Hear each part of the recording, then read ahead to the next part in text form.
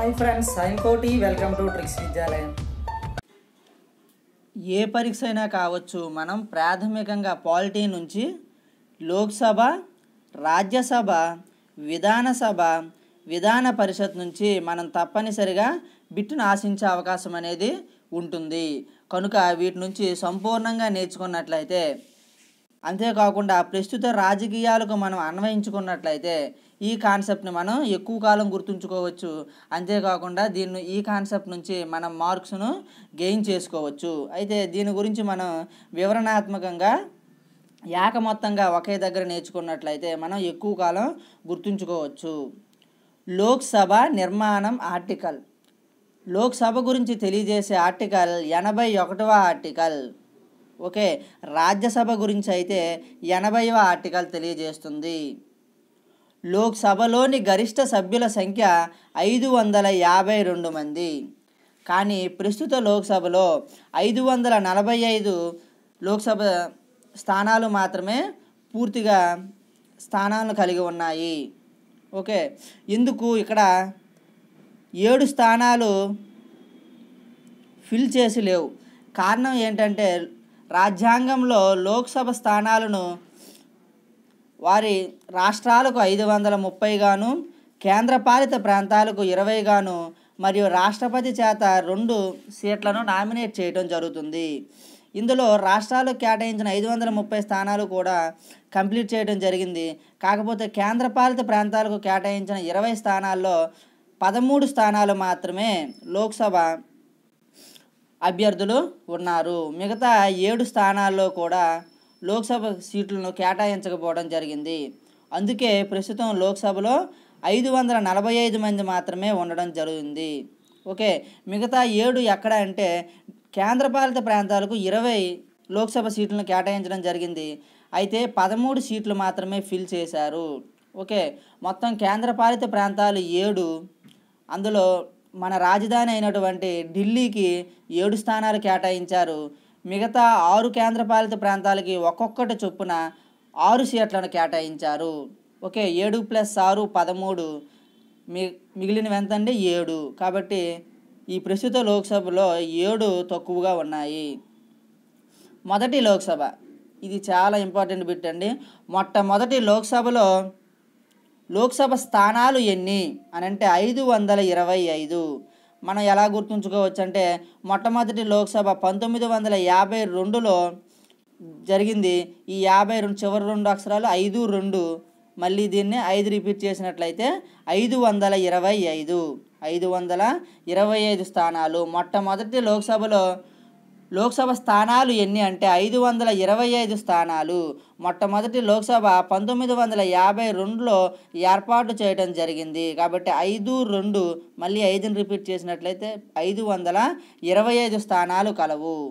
Okay, అయితే మరి ప్రస్తుతం ఉన్న 552 స్థానాలకు ఎలా పెరిగిందండి అంటే 1973వ సంవత్సరంలో. ఇది చాలా ఇంపార్టెంట్ అండి. ఏ రాజ్యాంగ సవరణ అంటే 31వ రాజ్యాంగ సవరణ ద్వారా 1973 అంటే అప్పటి ప్రధాని ఇందిరాగాంధీ గారు. ఇందిరాగాంధీ 31వ రాజ్యాంగ సవరణ చేసి 525 నుంచి 552 స్థానాలకు మార్చడం జరిగింది.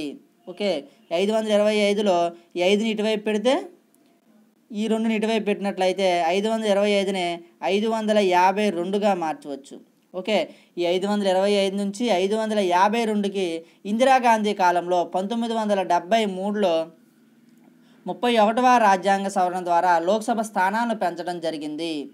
అయితే ఈ లోక్సభ స్థానాలను 2026వ సంవత్సరం వరకు స్థిరీకరించింది ఎవరు అంటే 2001వ సంవత్సరంలో 84వ రాజ్యాంగ సవరణ ద్వారా అప్పటి ప్రధాని అటల్ బిహారీ వాజ్పేయి. ఓకే, ఈ లోక్సభ స్థానాలు అనేవి 2026 వరకు ఏ ఒక్కరూ మార్పు చేయడానికి వీలు లేదు అని చట్టం చేయడం జరిగింది. ఓకే, లోక్సభ స్థానాలను పెంచింది ఎవరు అంటే ఇందిరాగాంధీ. 2026వ సంవత్సరం వరకు లోక్సభ స్థానాలను స్థిరీకరించింది ఎవరు అంటే అటల్ బిహారీ వాజ్పేయి. 2001వ సంవత్సరంలో 84వ రాజ్యాంగ సవరణ ద్వారా. ఈ రెండుని మీరు తప్పనిసరిగా నోట్ చేసుకొని గుర్తుంచుకోవాల్సి ఉంటుంది.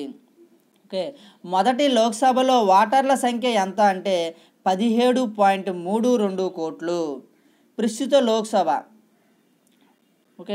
ప్రస్తుత లోక్సభలో ఎస్సీ ఎస్టీలకు కేటాయించినటువంటి సీట్ల సంఖ్య ఎంత? ఇది ప్రతిసారి రిపీటెడ్ ప్రశ్న అండి. ఎస్సీలకు ఎంత కేటాయించారు, ఎస్టీలకు ఎన్ని సీట్లను కేటాయించారని అడగడం జరుగుతుంది. మొన్న ఆర్ఆర్బి గ్రూప్ డిలో కూడా ఈ కాన్సెప్ట్ నుంచే వరుసగా ప్రతి ఒక్కరికి కూడా కంప్యూటర్ బేస్ ఎగ్జామ్ కాబట్టి ఇదే కాన్సెప్ట్ నుంచి వరుసగా అందరికి కూడా బిట్స్ అడగడం జరిగింది. ప్రస్తుత లోక్సభలో అంటే 16వ లోక్సభలో ఎస్సీ ఎస్టీలకు కేటాయించిన సీట్ల సంఖ్య ఎస్సీలకు 84, ఎస్టీలకు 47. ఎస్సీలకు 84, ఎస్టీలకు 47. ఎస్సీ ఎస్టీలకు స్థానాల సంఖ్యను ఆ రాష్ట్ర జనాభా ఆధారంగా నిర్ణయిస్తారు. ఇది చాలా ఇంపార్టెంట్ అండి. ఇప్పుడు పార్లమెంటులో ఎస్సీ ఎస్టీల స్థానాలను దేని ఆధారంగా నిర్ణయిస్తారంటే ఆ రాష్ట్ర జనాభా ఆధారంగా. ఇప్పుడు మన ఆంధ్రప్రదేశ్లో చూసుకున్నట్లయితే ఎస్సీలకు 4 స్థానాలు కేటాయించారు, ఎస్టీలకు 1 స్థానం కేటాయించడం జరిగింది. ఆంధ్రప్రదేశ్లో ఎస్టీలు అత్యధికంగా కలిగినటువంటి జిల్లా ఏది అంటే విశాఖపట్నం జిల్లా. కాబట్టి ఆ విశాఖపట్నం జిల్లాకు 1 ఎంపీ స్థానాన్ని కేటాయించడం జరిగింది. మొన్న చనిపోయినటువంటి ఎస్టీలకు 1 స్థానం కేటాయించడం జరిగింది. అరకు లోక్సభ నియోజకవర్గం నుంచి ఆంధ్రప్రదేశ్కు 1 ఎస్టీ స్థానాన్ని మరియు ఎస్సీలకు 4 స్థానాలను కేటాయించడం జరిగింది.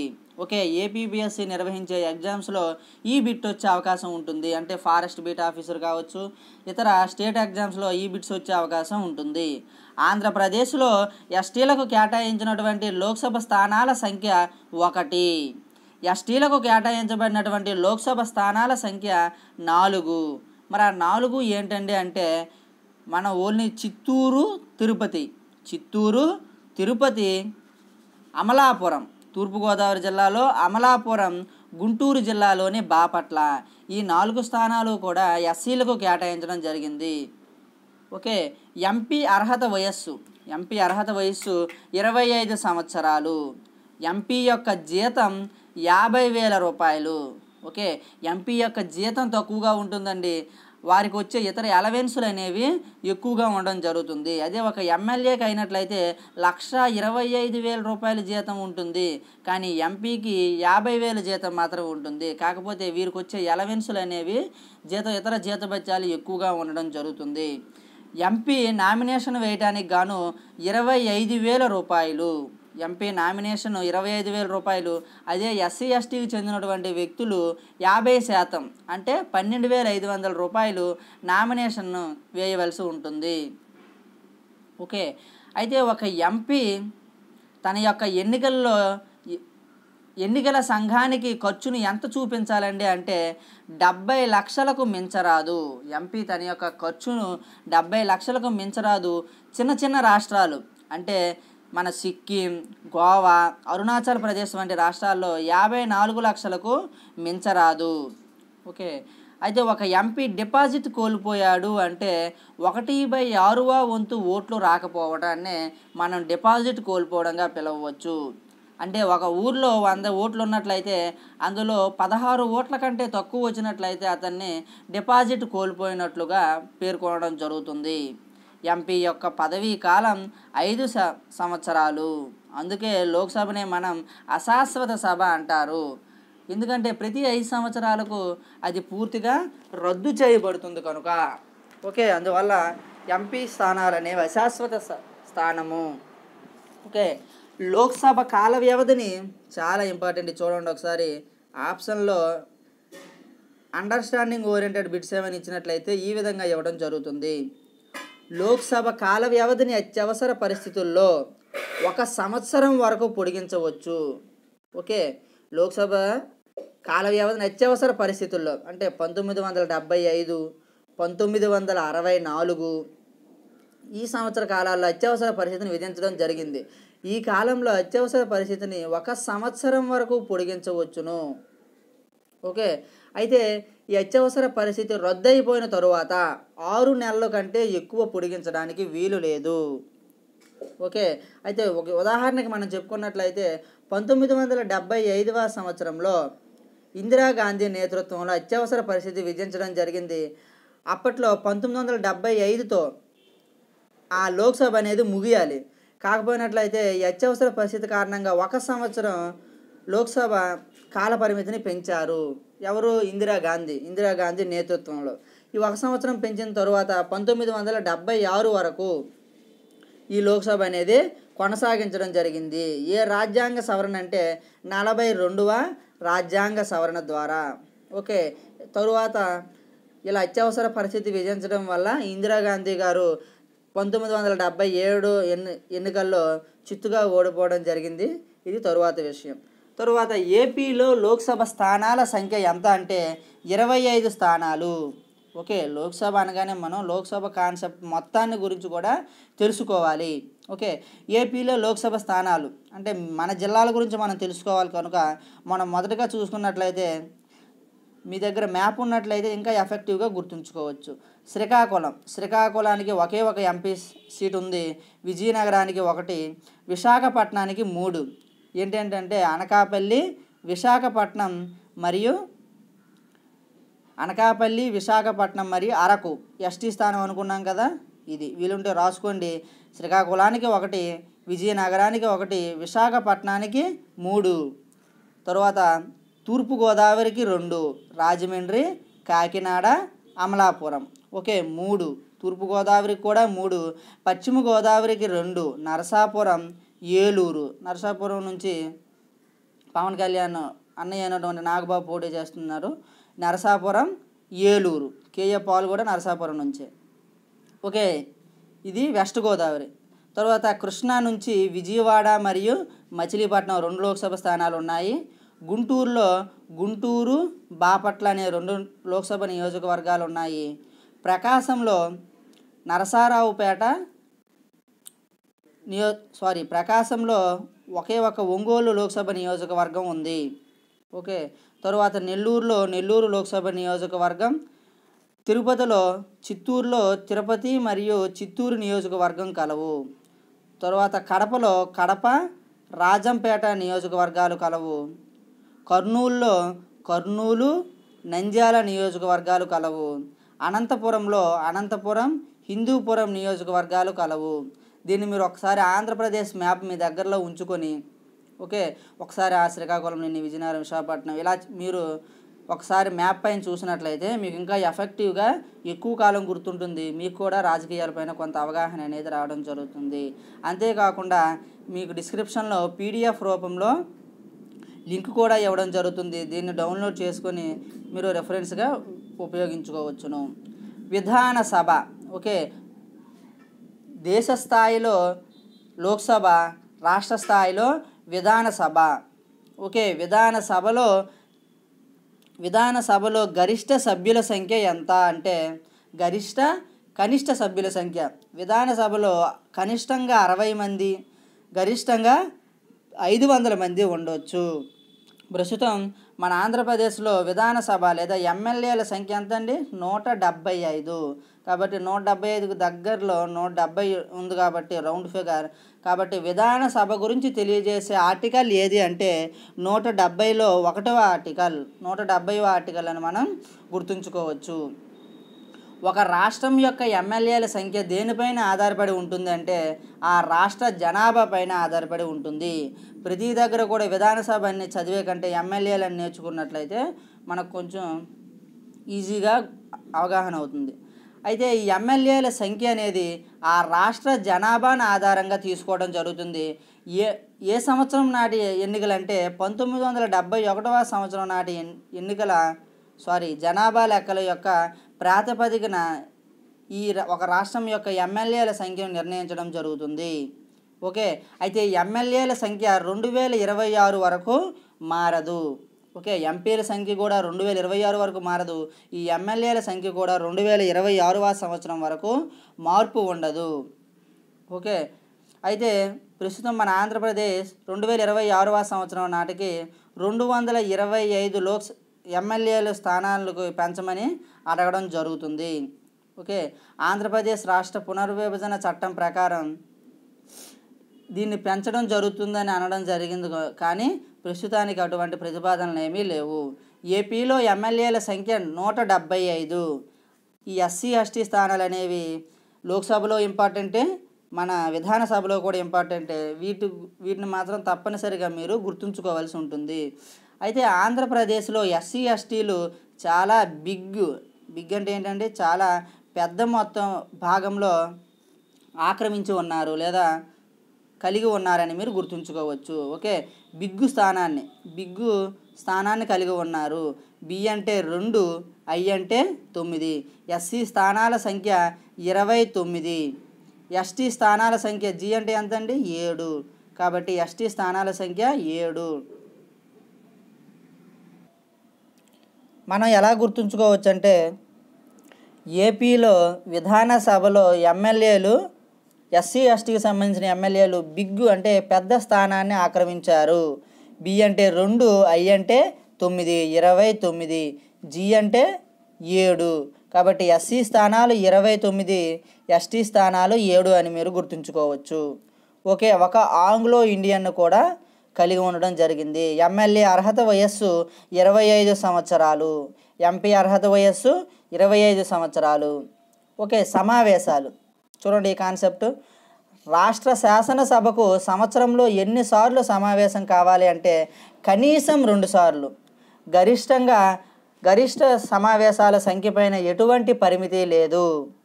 ఓకే, ప్రస్తుతం రాష్ట్ర శాసనసభకు ఎన్ని పర్యాయాలు సమావేశం అవుతుందంటే 3 పర్యాయాలు సమావేశం జరుగుతుంది. 1 బడ్జెట్ సమావేశం, వర్షాకాల సమావేశం, శీతాకాల సమావేశంగా 3 విడతలుగా సమావేశాలు జరుగుతాయి. మొత్తం సమావేశాలు గరిష్టంగా 50 నుంచి 60 రోజుల మధ్యగా సమావేశాలు జరుగుతున్నాయి. అయితే ఈ సమావేశాలకు కనీసం ఎంతమంది హాజరవ్వాలని తెలియజేసేదే కోరం. కోరం అంటే కనిష్ట హాజరునే కోరం అంటారు.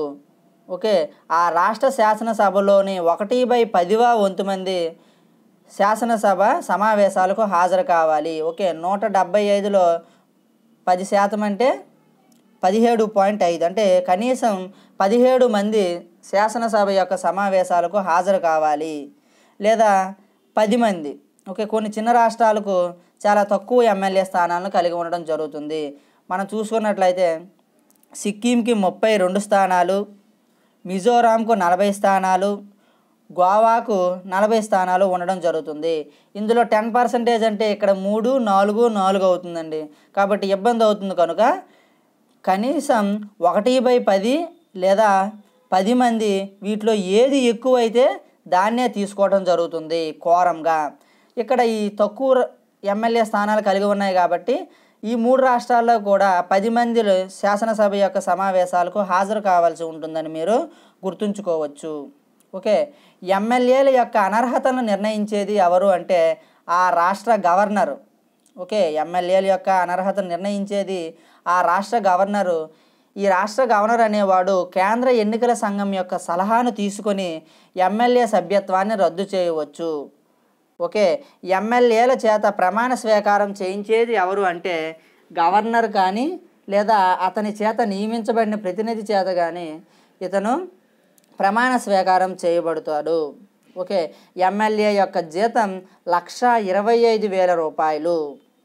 ఇంకా మరొక ఇంపార్టెంట్ అండి, ఒక సాధారణ బిల్లును ఎగువ సభ గరిష్టంగా ఎన్ని నెలలు వాయిదా వేయవచ్చు? ఒక సభను విధానసభలో ప్రవేశపెట్టారు, అయితే విధాన పరిషత్తుకు వెళ్ళేసరికి వారు ఎన్ని నెలల పాటు ఆ బిల్లును ఆమోదం తెలపకుండా ఉంచుకోగలరంటే 4 నెలల కాలం పాటు. అయితే ఇది ఒక చిన్న అవగాహన బిట్ అండి. ఎలా అంటే సాధారణంగా ఒక బిల్లును విధానసభలో ప్రవేశపెట్టారు, సాధారణ బిల్లును విధానసభలో ప్రవేశపెట్టారు. ఈ విధానసభ ఆ బిల్లును ఆమోదించిన తరువాత అది విధాన పరిషత్తుకు పంపడం జరిగింది. ఈ విధాన పరిషత్తు 3 నెలల కాల పరిమితిలోగా తన యొక్క ఆ బిల్లును ఆమోదించడం లేదా తిరస్కరించడం ఏదో ఒక చర్యను చేయాలి. ఓకే, 3 నెలల కాలం లోపల ఆమోదించడం లేదా తిరస్కరించడం చేయాలి. ఓకే, ఈ 3 నెలలు టైంపాస్ చేసి చివరిలో తిరస్కరించినట్లయితే మళ్ళీ ఆ బిల్లు విధాన సభకు రావడం జరుగుతుంది. ఆ విధాన సభ రెండవసారి ఆమోదించి విధాన పరిషత్తుకు పంపినట్లయితే తప్పనిసరిగా 1 నెలలోగా విధాన పరిషత్తు తన యొక్క అభిప్రాయాన్ని తెలియజేయాలి. ఒకవేళ నెల రోజులు టైంపాస్ చేసి తన యొక్క అభిప్రాయాన్ని తెలియజేయనట్లయితే విధాన సభ ఆ బిల్లును ఏకపక్షంగా ఆమోదించి ఆ బిల్లును ఏకపక్షంగా ఆమోదించి అమలు చేయటం జరుగుతుంది. కాబట్టి ఈ 4 నెలల కాలం మాత్రమే ఈ విధాన పరిషత్తు బిల్లును లేట్ చేయగలదు. ఓకే, ఒక 4 నెలల కాలం పాటే విధాన పరిషత్ ఏదైనా బిల్లును వాయిదా వేయడానికి అవకాశం ఉంటుంది. ఓకే, ఇంపార్టెంట్ బిట్ అండి. ఒక సాధారణ బిల్లును ఎగువ సభ గరిష్టంగా ఎన్ని నెలలు వాయిదా వేయవచ్చు అంటే 4 నెలలు వాయిదా వేయవచ్చు. ఓకే ఫ్రెండ్స్, దయచేసి పాలిటీకి సంబంధించిన చాలా వీడియోలు ప్లేలిస్ట్లో ఉండడం జరిగింది. ఎవరికైనా ఒక ప్రత్యేకమైన వీడియో కావాలంటే ట్రిక్స్ విద్యాలయం అని స్పేస్ ఇచ్చి మీకు కావాల్సిన కాన్సెప్ట్ను టైప్ చేసినట్లయితే నేను చాలా ఎక్కువ వీడియోలు చేయడం జరిగింది. దాని నుంచి మీకు డిస్ప్లే అవ్వడం జరుగుతుంది. Thank you so much. Bye. అయితే మీకు మొట్టమొదటి లోక్సభ సభ్యుల సంఖ్య 525గా నేను తెలియజేయడం జరిగింది. అది కూడా కరెక్టే. కాకపోయినట్లయితే మొట్టమొదటి లోక్సభలో సభ్యుల సంఖ్య 525, కానీ 489 సీట్లు మాత్రమే వాస్తవానికి లోక్సభ సభ్యులు ఉండేవారు. ఓకే, మన ప్రస్తుత 16వ లోక్సభ చూసుకున్నట్లయితే మొత్తం 552 లోక్సభ స్థానాలు, అందులో 545 స్థానాలు మాత్రమే వాస్తవానికి ఉండడం జరిగింది. అలానే మొట్టమొదటి లోక్సభలో కూడా 525 ఉండడం జరిగిందని మీరు గ్రహించగలరు. Okay, thank you.